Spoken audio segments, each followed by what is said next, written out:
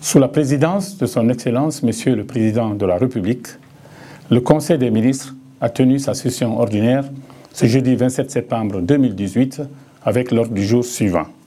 1. Message de son Excellence, Monsieur le Président de la République.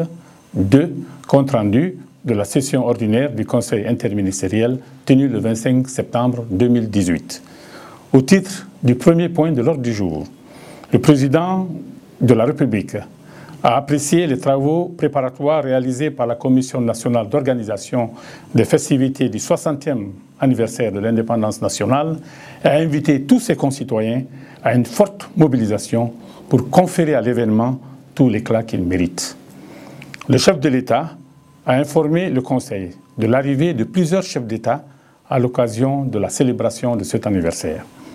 Le Président de la République a donné des instructions pour une bonne organisation des festivités dans l'ensemble des préfectures du pays afin de faire participer toutes les couches socio-professionnelles de la population à la célébration de cet anniversaire. Au titre du deuxième point de l'ordre du jour, Monsieur le Premier ministre a fait le compte-rendu de la session ordinaire du Conseil interministériel tenue le 25 septembre 2018. Le Conseil a entendu successivement le ministre de l'Administration du Territoire et de la Décentralisation sur l'organisation du 60e anniversaire de l'indépendance nationale. Le ministre a indiqué que la Commission nationale d'organisation du 60e de l'indépendance a pris les dispositions pour une bonne coordination des activités et une parfaite réussite de l'événement. Le ministre a indiqué que la Commission nationale d'organisation est située autour de sous-commissions sous la coordination des membres du gouvernement avec la participation des acteurs du secteur privé, du secteur public et de la société civile.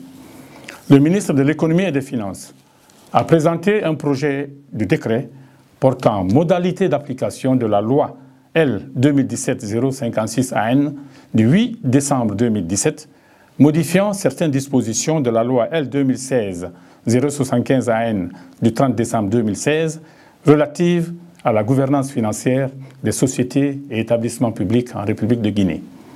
Le ministre a rappelé que depuis 2012, la Guinée s'est résolument engagée dans une rénovation du cadre législatif et réglementaire relatif à la gestion de ses finances publiques. La loi organique relative aux lois de finances, adoptée en 2012, et le règlement général de gestion budgétaire et de la comptabilité publique, adopté en janvier 2013, offrent aujourd'hui à la Guinée un cadre normatif qui répond aux standards internationaux. La dernière version de cette loi, qui a subi des amendements au fil des ans, est la loi L 2017-056 AN du 8 décembre 2017. Le ministre a indiqué que ce projet de décret d'application a pour objectif de compléter ce cadre normatif et de préciser les principales dispositions de la loi pour faciliter sa mise en œuvre. Il est proposé par ailleurs que ce soit le ministre qui assure la tutelle technique, qui porte la politique publique dans laquelle s'inscrit l'organisme qui exprime la position de l'État au sein des conseils d'administration. Le projet de décret rappelle que tout organisme public est placé sous la tutelle d'un ministre qui assure la tutelle technique et que cette tutelle est désignée dans le décret qui autorise la création de l'organisme public ainsi que le niveau de la prise de participation majoritaire de l'État dans une société anonyme. Il précise en outre que le ministre chargé des Finances veille, sans préjudice de la bonne exécution des missions de l'organisme, à préserver les intérêts financiers de l'État. Le Conseil a adopté ce projet de décret. Avant de lever la séance, Monsieur le Président de la République a donné de larges informations sur la situation nationale, africaine et internationale. Le Conseil des ministres, je vous remercie.